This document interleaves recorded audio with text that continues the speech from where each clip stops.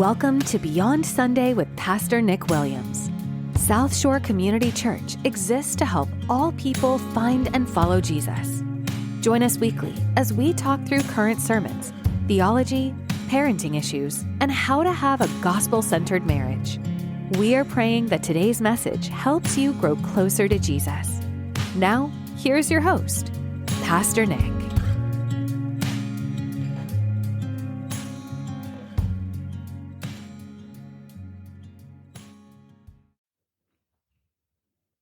Hey, podcast world. Pastor Nick here with another episode of Beyond Sunday. And today is a special episode. I have a guest speaker, someone whose story will honestly wreck you in the best possible way.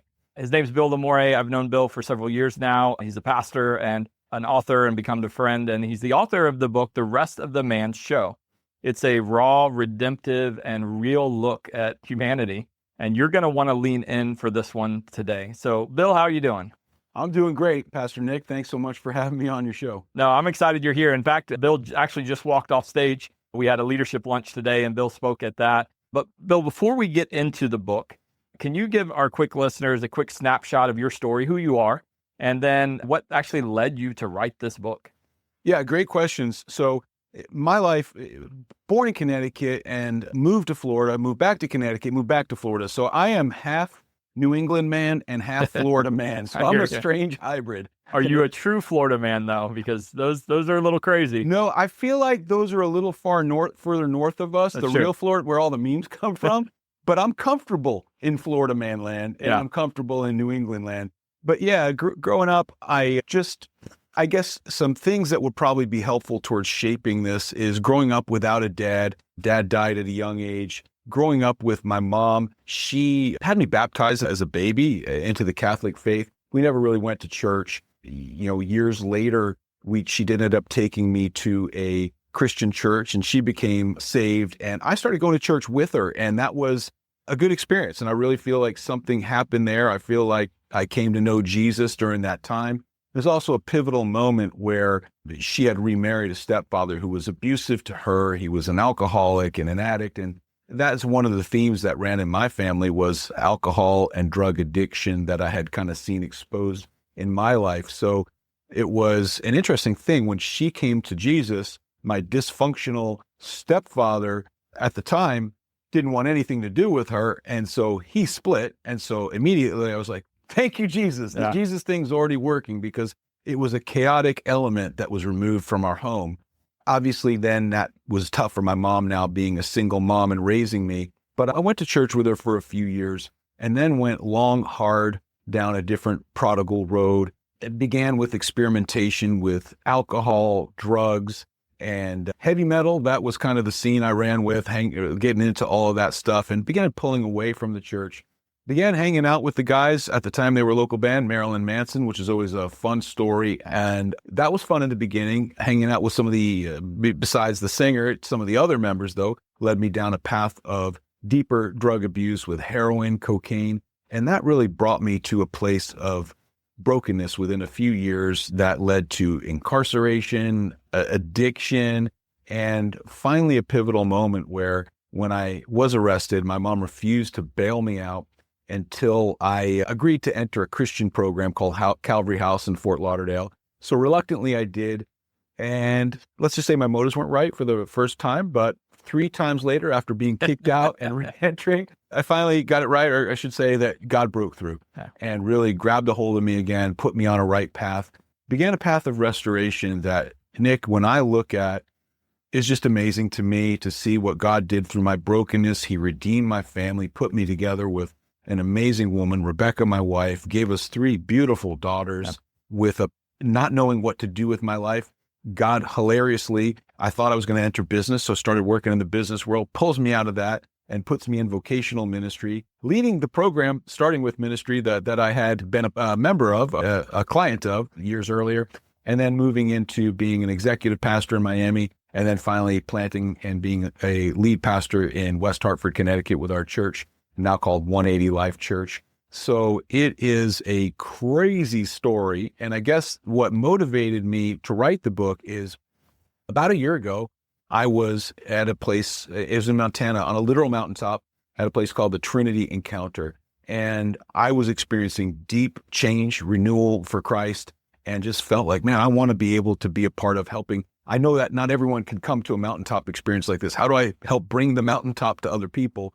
And I knew that I didn't have some of the training that some of the other guys did, whether it be counseling or sort of neuroscience, how to work into transformation. And that wasn't my wheelhouse. But God reminded me, you have a crazy story. Yeah. And I want you to take that and put it in my hands. And I had a title for my book. The title of the book, I've had this for almost 20 years now.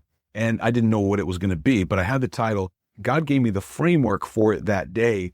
And it was clear that it was finally time. I'd wanted to write a book my whole life. And funny, when I got home, I didn't even connect it to two. I'm like, okay, I had a different title for it. But then God said, no, this is the one for the rest of the man's show. And it kind of came all together. And so then coming back from that experience is when I sat down and actually began to flesh it out. Now, I wasn't going to ask this, but you brought it up a second ago and it popped in my head.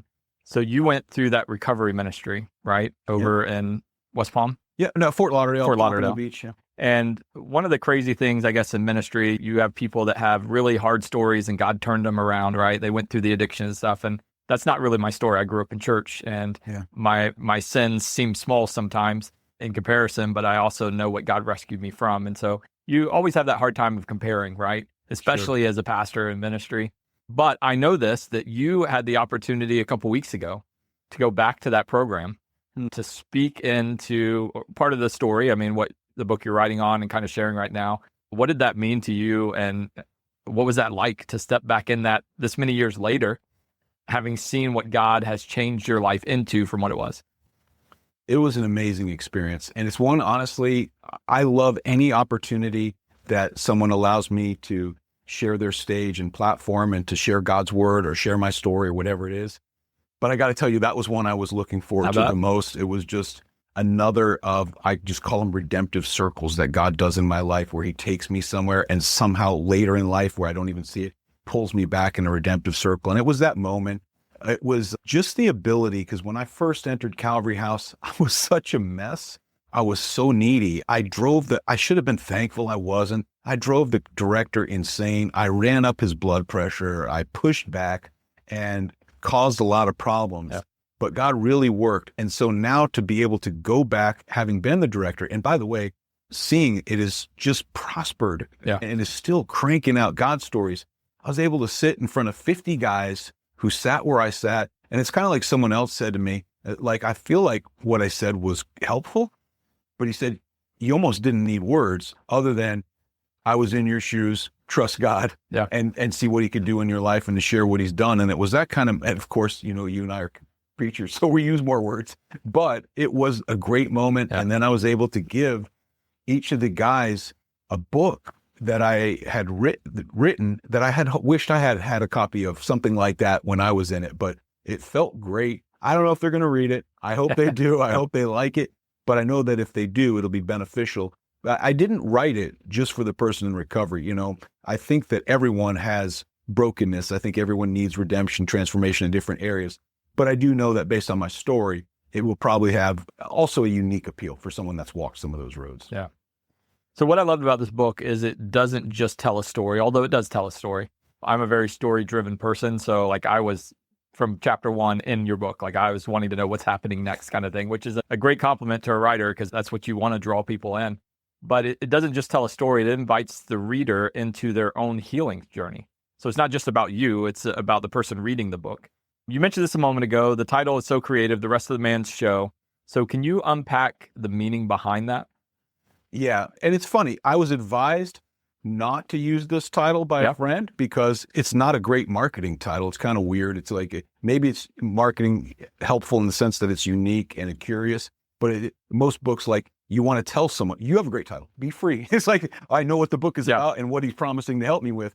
But I really felt that I wanted to stick with it. The subtitle helps explain, I hope, a bit more, a beautiful, gritty story and guide to bring new life to your soul. That's the purpose. But the story was absolutely hilarious. So a woman came to our church and she walks up to me after a church service. I had never seen her before. The first thing she says to me is, I bat for the other team. And so I braced myself because I didn't know if this was going to be some kind of awkward or difficult conversation. And then after it seems like she did this intentionally to make me uncomfortable. After a long pause, she finally says, I'm Jewish. And I started laughing. I was like, okay, great. And I was curious at this point. And then she explained, I came to church today because my neighbor's daughter you were doing the dedication for, and I wanted to support her. My intention was to leave as soon as that part of the service was over. So I grabbed my son, she said he's 4 years old, and began to try to leave. And he said, wait, Mom, I want to stay and see the rest of the man's show. And I just thought that's just funny on a lot of different levels. And at that moment, I kind of locked in. It just got stuck in my brain. And then, she went on to explain a few things. But I just loved that, because at first I thought maybe that is like explaining my story and kind of pulling back the curtain, because it's not a show church. Obviously we know that, but there is that sense where it feels like that. There's seats set up and there's a stage and a speaker and everything else. But I realized over time what happened in the mountain is it realized that, like, when people see the rest of the man's show, I'm not actually the man in the title.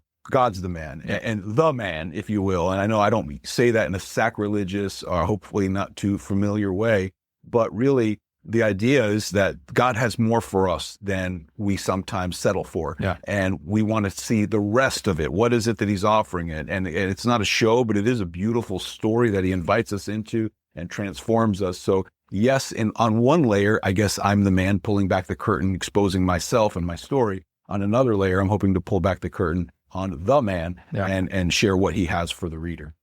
Now, you said in the prelude of the book that you felt like a supporting actor in your own life. How did that realization change the trajectory of your story?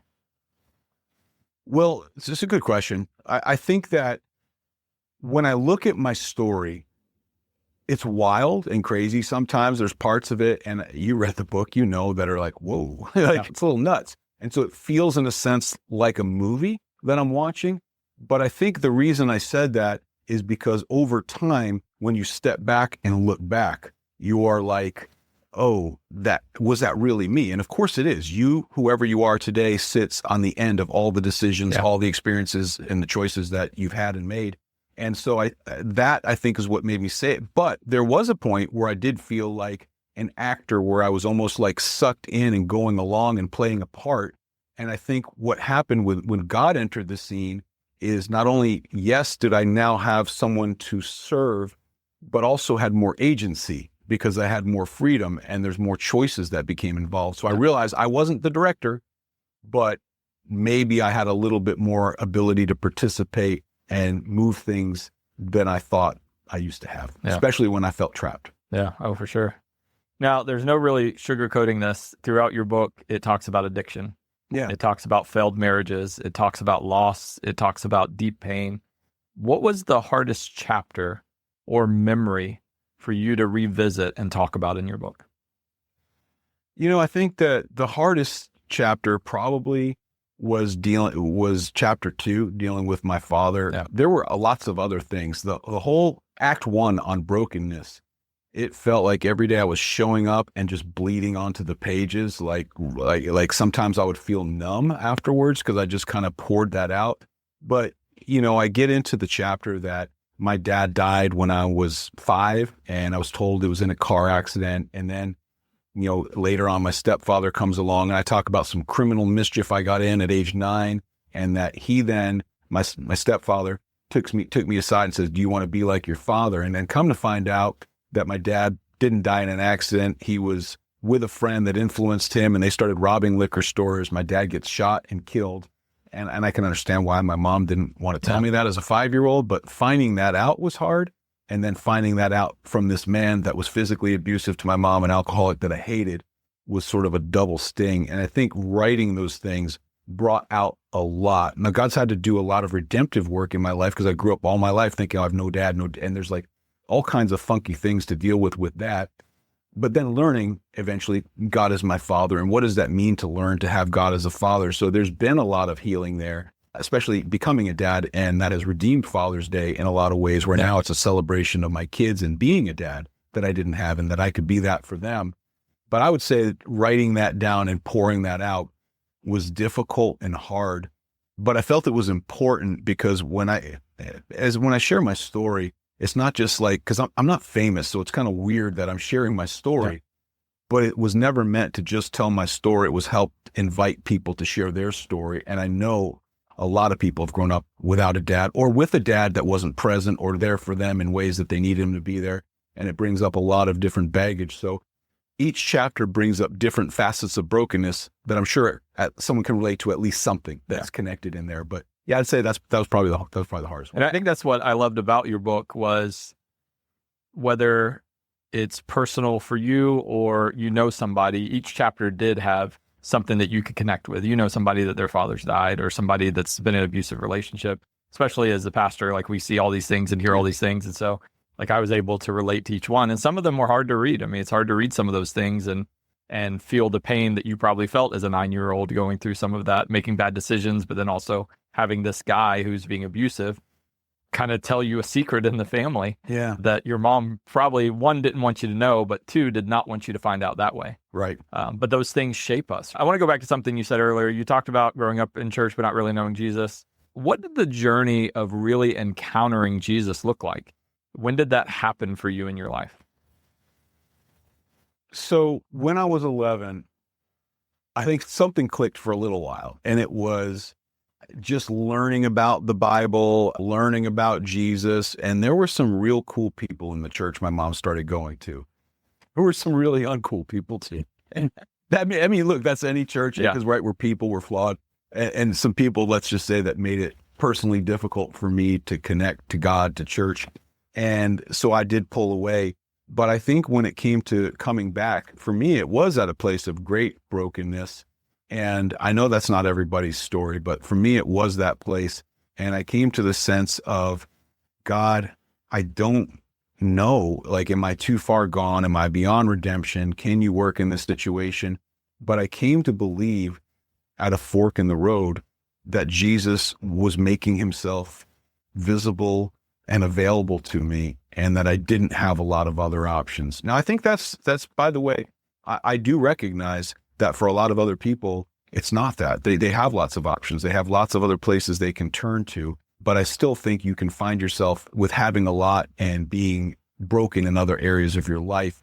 But for me, I came to that place of just total brokenness, and then just putting everything in God's hands and saying, I can't do this anymore. Will you help me? Not knowing that he could. But then I began to experience, as I took a step in his direction, I began watching him work miraculously in my life. And it wasn't just the external habits that I needed to change, but it was the way I began to think differently. And that was a process. The way my heart began to beat differently and to feel differently. And all that was a process, but I could definitely feel that there was some kind of, I don't know, it was like spiritual puberty or something. Is that a thing? I just thought of that. But there's like strange things happening that you're not really aware of, but over time you're realizing, hey, I'm going through changes. Yeah. No, that's awesome. Now, you wrote in the book about seasons of relapse or even seasons of regret. What would you say to someone who feels like they keep failing spiritually or even emotionally? They're in that pattern of they're trying, right? Yeah. They're trying, but for some reason, they just can't get past this thing and they keep failing in the same place. What would you say to them?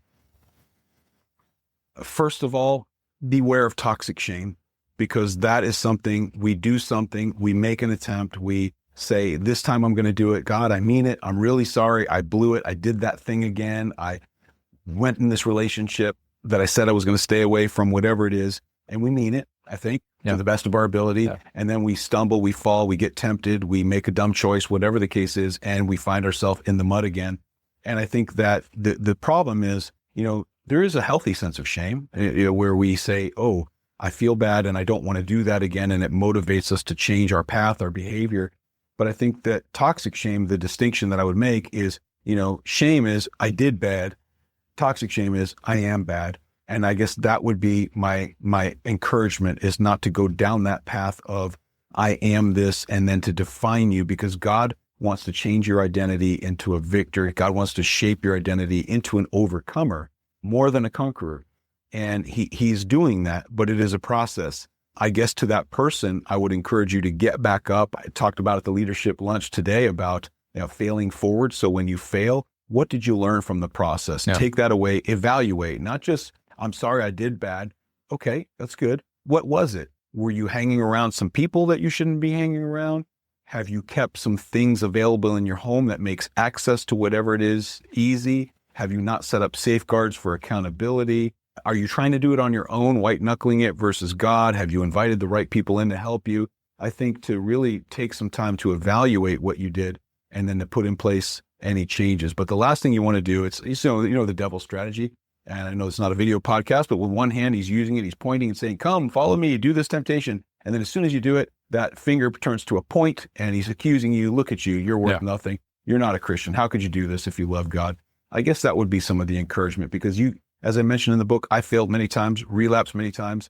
By God's grace, been clean many years now, but it is a process. I got kicked out of Calvary House 3 times. Had I given up at any of those times, I wouldn't have the story that I have today.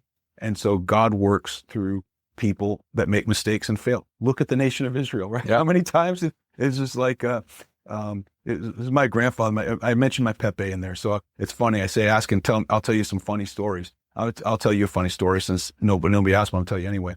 He got a large print Bible. He was like 80 years old. And I come over one day, I say, Pepe, what are you doing? He's like, I'm reading the Bible. He's got this Italian raspy voice. And he's like, I'm going through the Bible in a year. I'm like, how do you like it? He's like, well, I'm in the Old Testament. He's like, God tells the Jews what to do. They do it for a little while. Then they don't do it and they sin.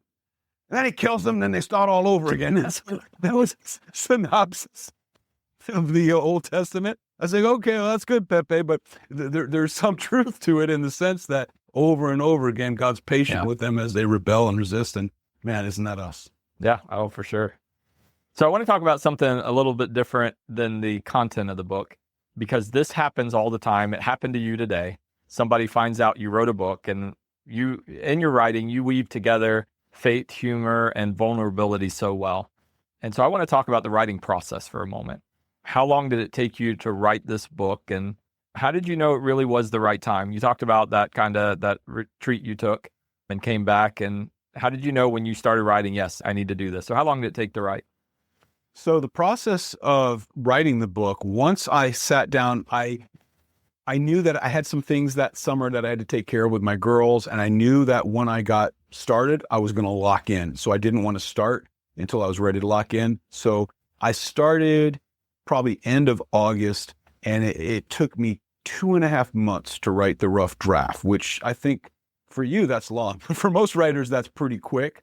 And the reason is I showed up every day and wrote for about 3 hours. I knew that my time to write is the morning. That's when my peak creativity is, my energy. Like if I write in the afternoon, it's just a different product that's going to come out of me. And so I locked in, and I took off the weekends because I just needed refresh time. Before I got going, and I think this is a key if you're ever going to write, is have the skeleton ready, know where you're going. Yeah. So for example, the first half of the book, I outlined all the chapters. The second half, I outlined a bunch because I knew that I was going to do some thoughts, some practices and tools to help people overcome a lot of things.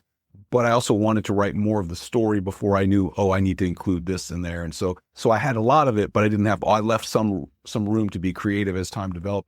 But yeah, 2.5 months. And then after that, went through the editing process. I don't know, man, sometimes working with editors is tricky, but that took a while too. And so, but from the time that I sat down to write until the book was released was probably 8 months in total. But that's boogieing. And I know that people are going to work at different paces and different ways. Yeah. It's interesting. When I started writing, I studied a lot of writers. John Acuff was probably the one I studied the most. And he had a great format for like writing sticky notes with all the chapters on them on his wall, and then putting questions under each one that he wanted to answer, and eventually just grew into this huge wall art, if you will. So let me ask you this, because I think about this with writing, and you and I have obviously known each other through this writing process. And so I wanted to ask you this. As you were writing, did this feel more like therapy, more like ministry, or more like obedience? How did you feel as you were writing? It would depend on the day and the section of the book. Fair enough. Yeah. So Act 1 felt like total therapy with obedience to keep moving when it was difficult, because it was that. But it honestly felt like, and honestly, when I got done with Act 1, which is about the first 25% of the book, I was thinking, am I ever going to release this? Or was this just like a therapeutic exercise for me? And I generally, because the intention was to release it, but I began to wonder. Then as I got into Act 2 and went through the redemption side, it was, oh, wait a minute. Not only is this therapeutic, this is redemptive. This is God's hand. It's like showing off what he can do. Like Act 1 was the black background. This is the diamond of God taking a life and changing it and glorifying him. So that was helpful. And then probably Act 3, second half of the book, was ministry, because in that section, I'm getting into things that will help anybody. Some are more tailored for certain people, but it was like really instructive things that I've learned along the way that I'm passing on to other people. So it felt very ministry minded. And I still include stories and things because that's just kind of, I think it keeps it interesting. It's part of who I am and it makes it relatable, but it felt very ministry minded. So I don't know. How do you feel one way throughout as you're writing? I felt like the different moves necessitated sort of different vibes, if you will, or different motivations in some ways. Yeah, I would say very similar. If it depends on the chapter and the book that I'm writing. Like with Be Free, there were some sections in there. I tell a story about my closet, and that's the closet right there. That's a sticky story. And that closet, if you open it right now, like stuff may fall out. Like that's just, it has become the junk closet. And I tell that story because we do that in our life. Like we store baggage, instead of getting rid of it or dealing with it, we just stuff it away. And I still do it. Like all this junk in the floor is going to be in that closet as soon as I get the nerve to open it. But for me, as I was telling that story, and I'm always looking for illustrations, it really made me sit back and think, oh man, like I've got a lot of stuff that I've stuffed away in my life. Mm-hmm. And if I'm going to write about this, I've got to deal with it. Mm-hmm. If I'm really going to continue on this journey with this book, I've got to do some heart work myself. Yeah. Otherwise, this book means nothing. And it's lost the passion that the reason I wanted to write it, right? Because you always want to write for other people, but God ends up using it for you. Yep. Right. So one of the things that stood out is how you speak directly to the reader. Your book felt more like a conversation than a monologue. And so as you're writing, who did you have in mind for the book? Like, who was your audience, your target audience as you were writing? I wrote for two types of people, and I hope it connected. You know how it is when you're preaching, you have a couple people in mind. One was for the Christian that really you look at them and it's like their life is all together and they look from outside appearances, you'd say everything's fine. I think God hopes for more than fine in our lives. Yeah. And so again, it's that idea of one of the things I say is, in negotiating, you never want to leave money on the table. And I feel like when it comes to Jesus, people leave money on the table. I don't mean money. I mean what Jesus died for you, the abundant life, which is not, I don't mean prosperity gospel. I mean abundance of soul, quality, care, the things that he wants to give, impart into your heart, your soul. And I think that there's more. And so the reason I wrote it the way that I did is in Act 1 is with brokenness. I am trying to, and even in the interludes, what did you think about that? What did you feel? What's going on in your story? What did it draw out? What brokenness did that draw out in you? And then in Act 2, hey, how have you seen God's redemptive hand in your life? What does that look? And the reason I'm talking to them is I'm glad if someone thinks it's an interesting story, but if it's just an interesting story, then I've kind of failed them as an author. And what I'm trying to do is bring them along on a journey, because the Rest of the Man show is meant to tell your story too. And I'm wanting to do that. And so I was writing to that person, but man, I was definitely also writing to the very broken down and out, maybe even someone far from God at the moment, or maybe someone that does believe, but is struggling much the way that you said. And like, man, I've been on a path. I hope that by sharing my brokenness, it would encourage them like, wow, okay, God did something like that through a guy like this, then maybe he could do something in my life too. And maybe, even when I shared my struggles with God, maybe someone hasn't gone through addiction or something like that, but maybe they look and say, how you laid that out in chapter 6 about your struggles with God. I had some of those same issues, and maybe that encourages them to press deeper. So I wanted to basically go after the person that kind of looks like they got it all together, but in moments of difficulty and challenge, they would recognize there's more. God needs to do more in my life. And then for the person that is absolutely, there's no question, I am broken, I am a mess, and I need this. So I tried to thread both of those needles. I don't know how well I did, but that was the goal. No, it was great. So this book doesn't just tell the rest of your story. It gives hope that God is still writing ours.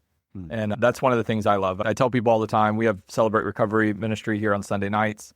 Sunday mornings, we have about 1,200 people that come to church here. Sunday nights for CR, we have about 200 people to come.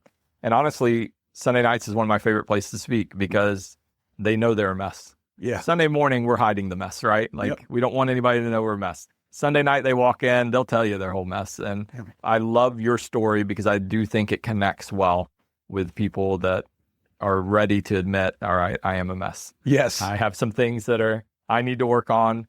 And the reality is that God is still writing our story. So let me ask you this. What's next for you? More writing, speaking, ministry projects? Where are you headed? Man, you asked a really good question because the answer is I don't know. So we won't get into that story today, but as you know, I've been in a season of transition, having moved down here from Connecticut with the church we pastored for 18 years, figuring out what God has next. Right now, I'm doing some consulting with a church in Cape Coral, Faith Generation, really loving, enjoying that. And that's for a season. Have some more speaking opportunities. I'm speaking at this cool church called South Shore coming up pretty soon. So speaking at a few other churches, looking forward to in June, heading up to West Hartford. First time I'll be back at the church we planted and speaking there. Looking forward to that. Going back to the Trinity encounter where that first vision came from this summer. So I don't know what God, I don't want to put too high expectations, but maybe something's revealed. But I'm really leaning in, seeking what God has next. You asked, hey, are you going to do another book? Man, part of me doesn't want to, but part of me already has a title and an outline for the next book. So we'll see how it goes with that. So I do enjoy that writing process, as strenuous and taxing as it can be sometimes. I do find it helpful, and I may do that, but really looking to see what God has next. And it may be a full return to full-time vocational ministry in the pastorate. It may be coming alongside other churches and helping them and seeing how I can do that. So I guess that's more of a prayer at this point than an answer, Nick, because I don't know. Yeah. If God tells you something, let me know. I'll let you know. Yeah. I'll let you know. So where can people find the book and where can people connect with you online? Book is available on Amazon, paperback, hardcover, and Kindle. Talking about getting it out on Audible because enough people have told me, man, I don't read. Can you just read it to me? So I'm working on that. But it's available in the other three formats for now. You can connect with me. You can go to restofthemanshow.com and that will have all of my information. I'm on Facebook, Instagram, just about all the social channels, and would love to hear from you. In the back of my book is my email address too, bill@restofthemanshow.com. So if you had any questions, if you work through the book or anything encouraging you want to share with me, I always love hearing from people. Yeah, and I had Bill on today, not only because he's my friend, but when I read the book, I felt like, man, this could be a book that helps people. So if you're in a season where you feel stuck, broken, or forgotten, The Rest of the Man Show is a reminder that God still shows up and the best scenes might still be ahead. Bill, thank you for your honesty, your courage, and your heart and your friendship. Excited to see what God does next in your life and excited for people to grab this book. Thanks so much for having me on. Yeah. Hey, guys, hope you have an incredible week. Share this podcast with someone. Honestly, take a picture of his book if you buy it, share it on social media. And if you do read the book, do me a favor, go on Amazon, write a review. It is what helps authors reach more people. And this book is a book that teaches people about God. And so what more of an important book to share than something like this? I hope you have a great week. We will see you next week.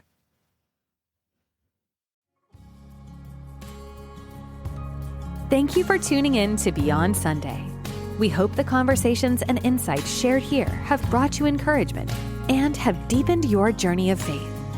If today's episode has inspired you, we invite you to follow or subscribe to our podcast so you never miss an opportunity to grow closer to Jesus alongside us. Don't forget to share this podcast with friends and family who might be blessed by it too. Until next time, thanks for joining us, and may God bless you abundantly.